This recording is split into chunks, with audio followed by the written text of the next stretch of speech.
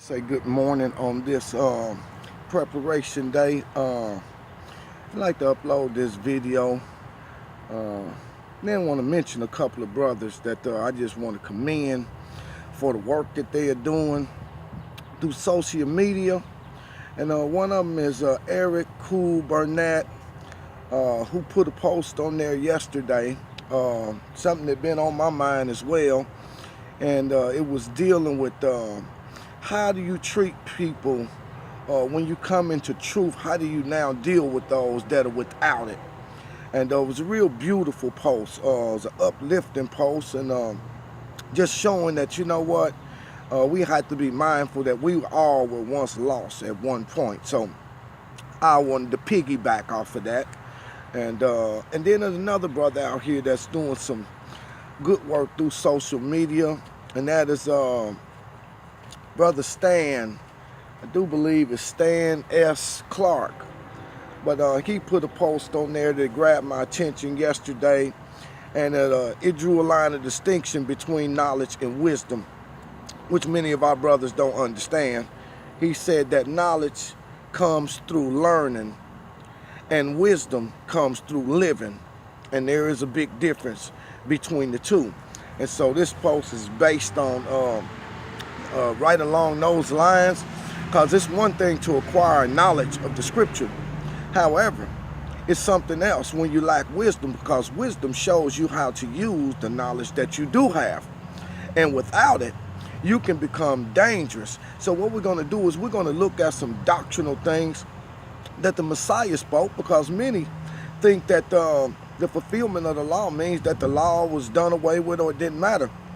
But I say that the Messiah came to establish the law and then add to it, because the law was physical.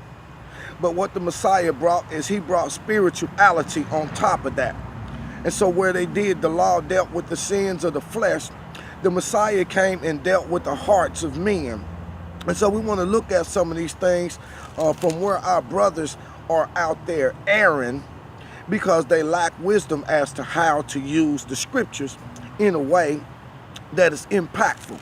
So we want to look at some of the things that the Messiah has spoken that would be beneficial and let us know when the scriptures were being used right. This was coming out of the Sermon of the Mount. And so we want to encourage our brothers, but at the same time, the word is like a sharper than a two-edged sword. It edifies on one end and it rebukes on the other end. So get in where you fit in. We're going to start with verse 6. And this is to my brothers and sisters that are still yet without a full understanding, that one of the things the Messiah promised in Matthew 5th chapter, verse 6, he said, "Blessed are you who do hunger and thirst after righteousness, for the promise is that you will be filled." So you just keep on studying the word and keep on communing with the Father, and his promise is that he will fill you with knowledge of his scriptures and understanding as you continue to walk. Verse 7 says, "Blessed are the merciful, for they shall obtain mercy." Many of our brothers have totally forgotten about the doctrine of the Messiah. See, without the Messiah, Israel had no way possible to be reconnected. But since the Messiah has been appointed heir over all things, not only do we hold the Father's law in high regard, but we have to hold his doctrine in high regard too. See how he is the one that reconnected us. And so one of the things he said is verse 7, "Blessed are the merciful, for they shall obtain mercy." Well, many of our brothers have just went back into the Old Testament as far as judgment go. And you're judging everybody without no type of mercy. You understand? But what you fail to realize is that the ones that have mercy are going to be the ones that mercy is shared with. You understand what I'm saying? So if you just running around here taking the word and understanding that you have, cutting people down and this and that and the other, then you know what? Guess what? You are going to be the one that is without mercy when the time comes that you need it. Verse 9, "Blessed are the peacemakers, for they shall be called the children of God." Those that carry the weight of the word and the weight of the ministry, your objective is to make peace between God and men. Not to take the Father's word and then go out here and make enemies, with your family, make enemies with your brothers and people that you used to be cool with, people that you used to study the word with. Now all of a sudden, you're going to take the Father's word and start making enemies. The scripture says, blessed are them that make peace. Not only does the word bridge the gap and separate us, that it bridges the gap, and it also pulls us together from division by giving us common ground, and that adds peace to the whole family. He said, blessed are them that use it, that only using the scripture as it relates to making peace, not to go and make war on your brothers and sisters that ain't quite came into an understanding. Verse 10, blessed them who are persecuted for righteousness' sake. This is a good one, because many people out here are just immediately think that somebody is persecuting them. But the reality is that it's not that they're persecuting you or rejecting the word. What they're rejecting is your lack of wisdom as to how the word should be used to edify. And because you're not using it properly, it don't spring forth righteousness. So that scripture can no way imply to you. It says, blessed are you when men shall revile you and persecute you and say all manner of evil against you falsely for my sake.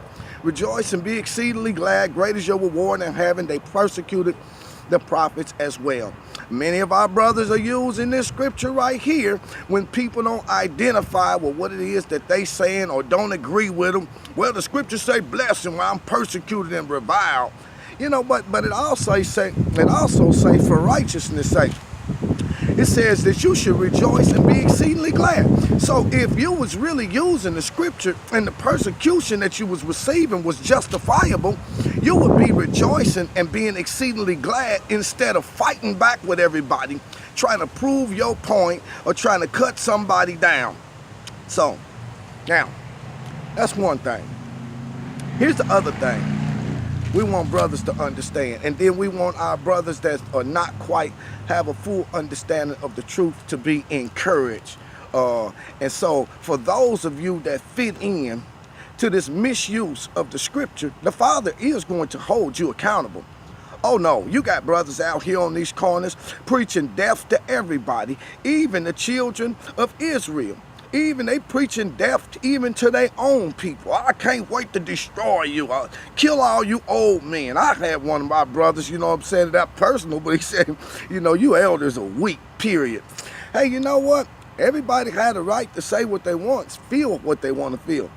My objective is not to fight with anybody. My objective is if it don't build up and if it don't edify, some things don't even deserve a response. So this is to my brothers and sisters who are doing the best that they can with the truth that they have.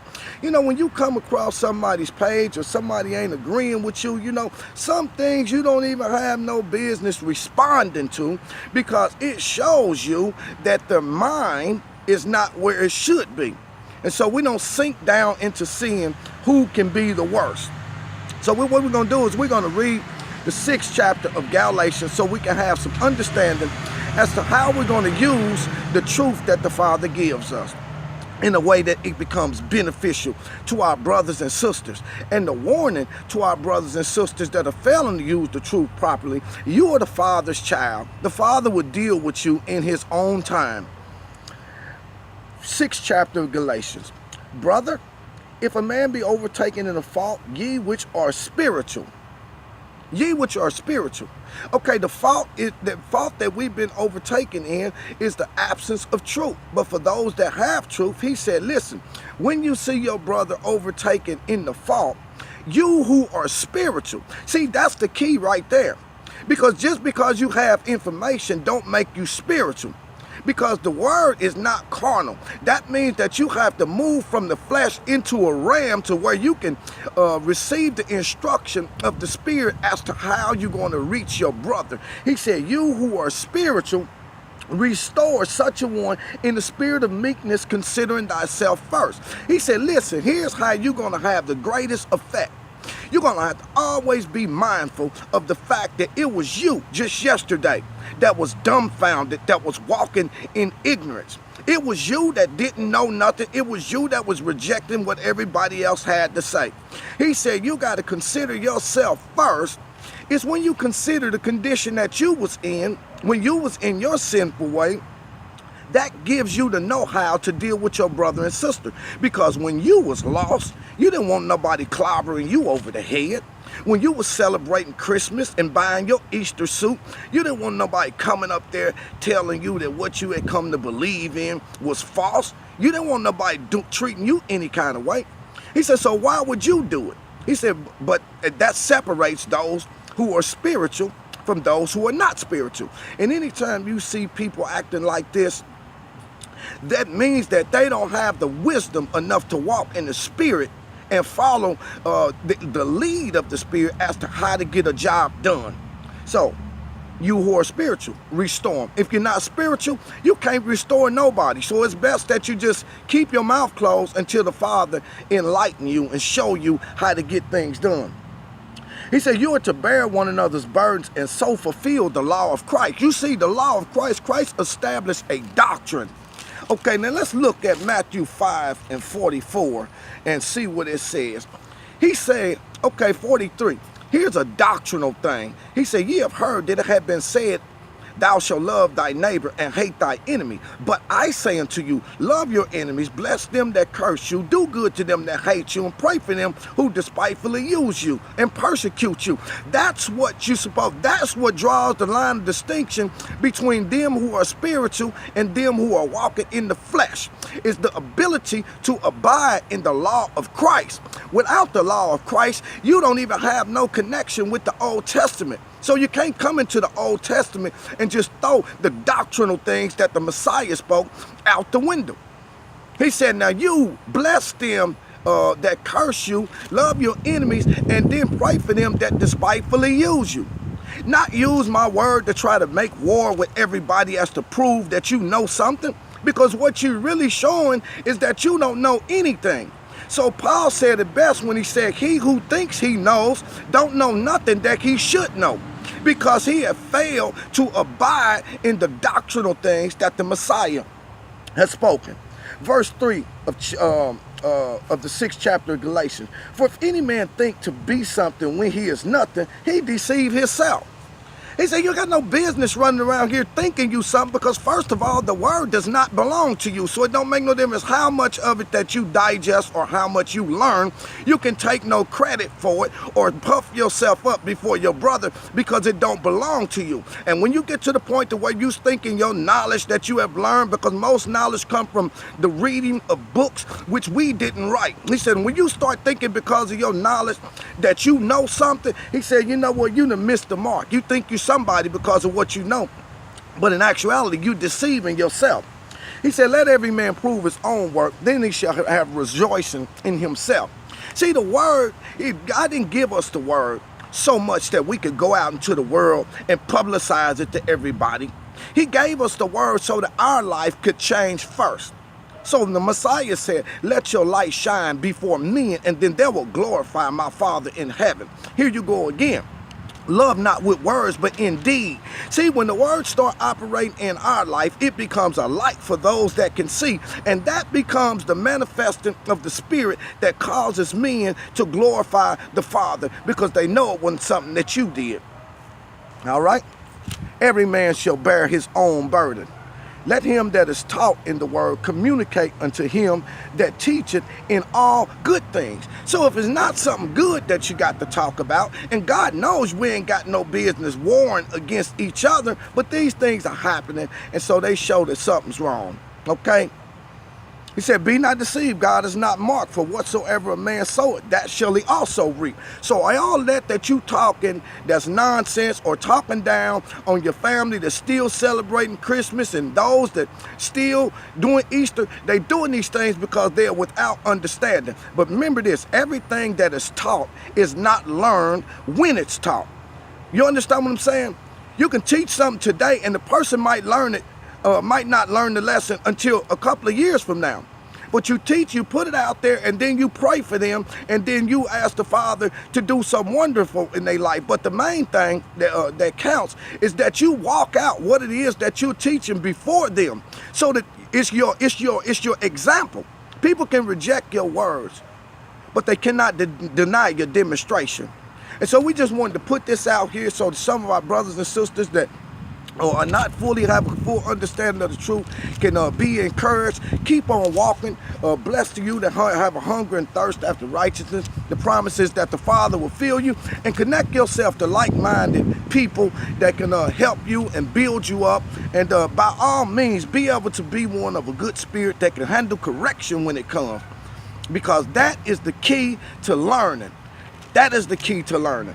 And so I'm about out of time right now. Just want to tell them two brothers, just commend y'all. Keep the work up. Keep the good work up that you're doing. And let's be encouraged, and let's find a way to stay connected. Remember, when you teach it, consider yourself first before you open up your mouth, that you was once in the same spot. And you will have a ministry that will be fruitful, because that's how the Messiah mean for it to go. All right, shalom, saints.